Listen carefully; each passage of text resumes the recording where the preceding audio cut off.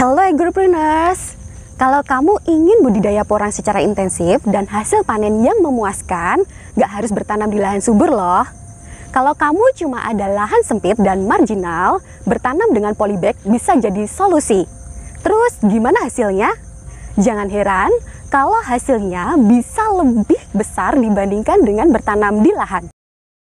Sebelum lanjut pembahasannya lagi, monggo buat kamu yang belum subscribe dulu ya channel Inspirasi Agribisnis dan jangan lupa nyalakan notifikasinya biar kamu selalu update informasi menarik seputar dunia agribisnis.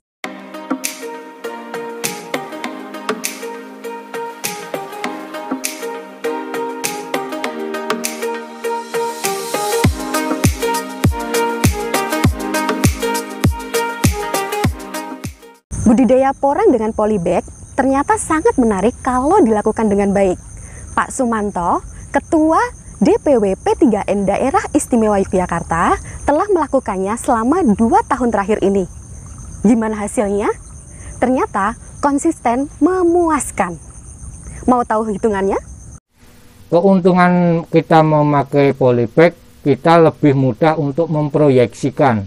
Jadi umbi berapa yang akan kita dapat dari penanaman itu. Nah, misalnya analisis sederhananya yang sudah kita lakukan itu rata-rata setengah kilo.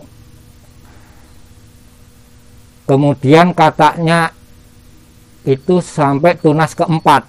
Jadi kita mendapat katak tunas pertama itu tidak ada, anggap saja tidak ada. Tunas kedua itu 1, tunas ketiga itu 4, tunas keempat itu 4. Artinya setiap polybag kita mendapat 9 katak dan mendapat setengah kilo umbi bibit. Nah, dan kita akan kembangkan nanti di proses pembesaran.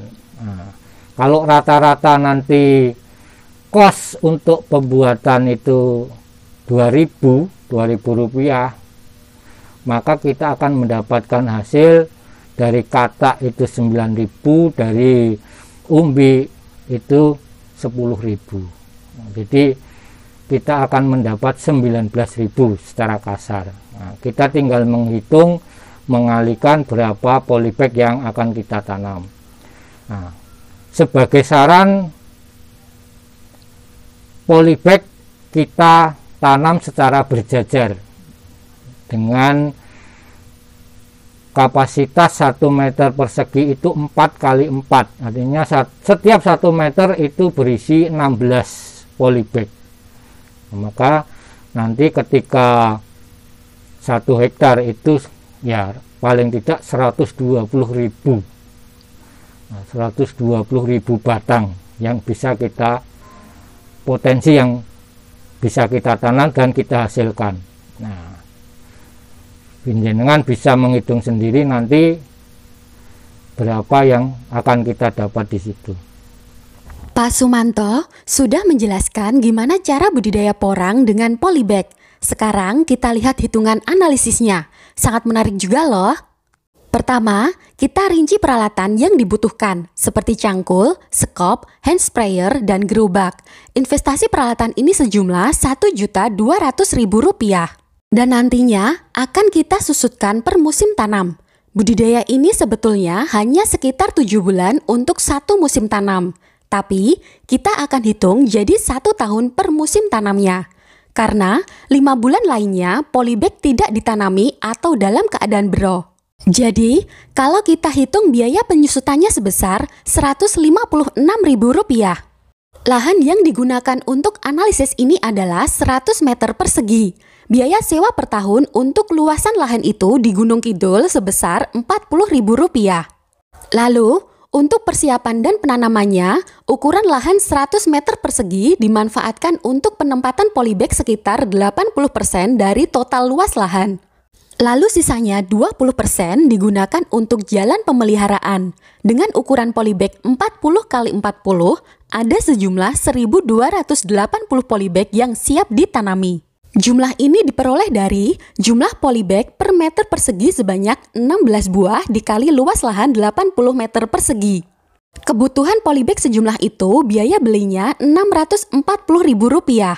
Dan untuk benihnya dibutuhkan sekitar 3 kg dengan biaya Rp750.000.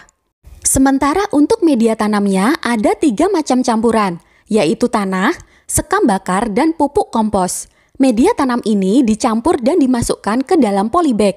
Kemudian, polybag ditata di lahan yang sudah disiapkan. Tenaga kerja untuk persiapan media tanam ini sebanyak 12,8 HOK. Jadi, total biaya yang dibutuhkan untuk proses penanaman ini Rp6.510.000. Selama proses budidaya, pemeliharaan yang dilakukan hanya penyemprotan pupuk organik cair dan penyiraman. Penyiraman ini pun kalau terjadi jeda hujan saat pertumbuhan vegetatif tanaman. Penyemprotan pupuk cair dilakukan sebanyak 2 kali dalam seminggu. Kalau kita hitung pemeliharaannya selama 7 bulan, biayanya sebesar Rp320.000. Lalu saat panen, biaya tenaga kerjanya hanya sekitar Rp80.000 dan biaya pengelolaan oleh pemilik lahan sebesar Rp24.000.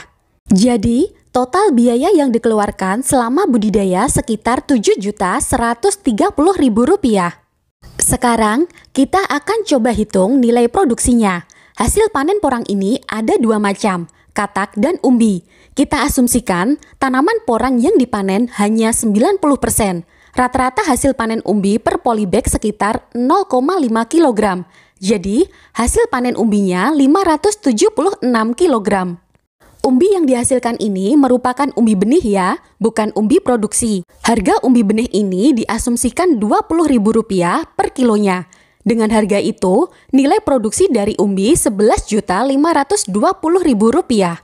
Untuk hasil panen katak, tiap polybag dihasilkan 9 buah katak. Dengan asumsi, katak yang dihasilkan pada tunas pertama tidak ada. Lalu, tunas kedua menghasilkan 1 katak.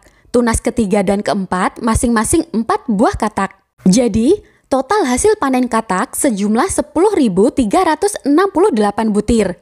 Kalau kita konversi dalam satuan kilogram, didapatkan sekitar 41,47 kg.